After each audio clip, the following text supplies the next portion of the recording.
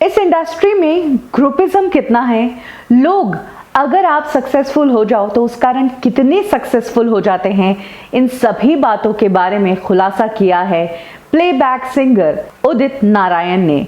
उदित नारायण ने हाल ही में इस इंडस्ट्री में 40 साल पूरे किए हैं, लेकिन उन्होंने कहा है कि इस सफर में उन्हें इंडस्ट्री में अपने आप को बनाए रखना सबसे टफ काम था। जहां जनता से उन्हें प्यार मिल रहा था, वहीं ये इंडस्ट्री उनके पीछे हाथ धोकर पड़ी थी, उन्हें मारने की कोशिश की, इन्हें एक्सटॉर्शन कॉल्स आए और उन्हें इंडस्ट्री छोड़ने तक को कहा गया। कब हुआ उदित नारायण के साथ ये सब, चलिए मैं आपको बताती हूं कब, क्यों और कैसे में।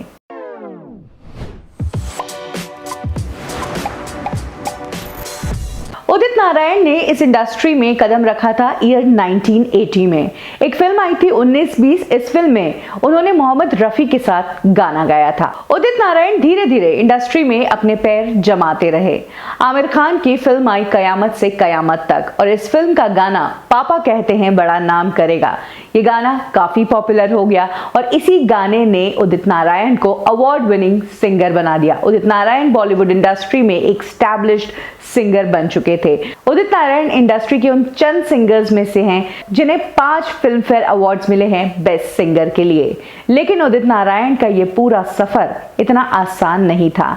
जहां जनता ने उनके गानों को प्यार किया, उनकी आवाज को सराहा, वहीं उदित नारायण को इस इंडस्ट्री से काफी प्रॉब्लम्स झेलनी पड़ी है। उदित नारायण ने अपने एक रीसेंट इंटरव्यू में बताया कि ईयर 1998 में कुछ कुछ होता है सुपर हिट हो गई थी, और सुपर हिट होने के बावजूद उनकी जिंदगी आसान नहीं थी, क्योंकि तभी से उन्हें एक्सटॉर्शन के कॉल्स आने लग गए थे। उदित नारायण को कहा गया कि तुम इस इंडस्ट्री में काम करना छोड़ दो। इतना ही नहीं, उदित नारायण के खिलाफ कुछ लोगों को सुपारी भी दे दी गई थी उन्हें खत्म करने की। उदित नारायण को जब इस तरह के कॉल्स आने लगे तो उन्होंने पुलिस की मदद की, जिसके चलते पुलिस ने उन्हें सिक्योरिटी प्रोवाइड की। उदित नारायण 98 से लेकर 2002 तक पुलिस की सिक्योरिटी में ही रहे।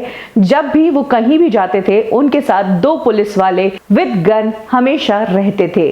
उदित नारायण ने बताया कि एक बार तो 2 लोग उन्हें मारने के लिए लखनऊ से चल दिए थे। उदित नारायण को इस बात की खबर भी लग गई थी, लेकिन उदित नारायण तक पहुंचने से पहले ही वो दोनों हथियारे जो थे वो पुलिस के हत्थे चढ़ गए, क्योंकि उनके पास से एक छुरी बरामद हुई थी। एक टाइम ऐसा भी था जब उदित नारायण को अंडरवर्ल्ड से कॉल करवाए गए, उनसे एक्सटॉर्शन मनी मांगी गई और उन्हें कहा गया कि तुम इंडस्ट्री छोड़ दो।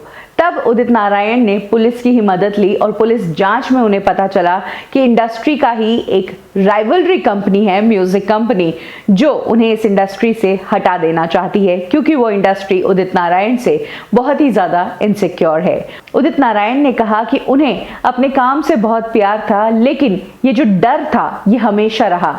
98 से लेकर 2019 तक उदित नारायण को कभी धमकियां तो कभी सुपारी वाली बातें आती ही रही। उदित नारायण ने ये सभी साल बहुत ही डर के अंदर गुजारे हैं। उन्होंने कहा है कि बार बार इस तरह की धमकियां आना, बार बार इस तरह के एक्सटॉर्शन कॉल्स आने से वो इतने परेशान हो गए कि कई बार तो डिप्रेशन में भी चले गए और उन्हें आत्महत्या करने के ख्याल आने लग गए। उदित नारायण ने एक वाकया बताया जो कि 9 साल पहले का ही है। 2011 में एक बार वो इंटरनेशनल एयरपोर्ट के वहां से सरस्वती पूजा कर लौट रहे थे कि रास्ते में उन्हें कॉल आया कि तुम ध्यान से रहना, तुम्हारे लिए सुपारी दे दी है और लोग तुम्हें मारने के लिए चल पड़े हैं। लेकिन वो लोग उदित नारायण तक पहुंचते उससे पहले ही एक बार फिर से पुलिस ने उन्हें पकड़ लिया। तो कुछ इस तरह से गिरते पड़ते संभलते बचते बचाते उदित नारायण ने ये 40 साल इस इंडस्ट्री में पूरे किए हैं। उनका कहना है कि लोगों ने उन्हें बहुत प्यार किया और वो सक्सेसफुल भी रहे, लेकिन अपने कंपटीशन के कारण, इंडस्ट्री की तरफ से उनके ऊपर जो दबाव था, इसी कारण उदित नारायण एक बहुत ही लो प्रोफाइल मेंटेन करके चलते हैं। तो कुछ इस तरह से उदित नारायण ने भी इस इंडस्ट्री से अपना एक एक्सपीरियंस शेयर किया है कि किस तरह से वो इतने साल डर और दहशत के साए में रहे हैं।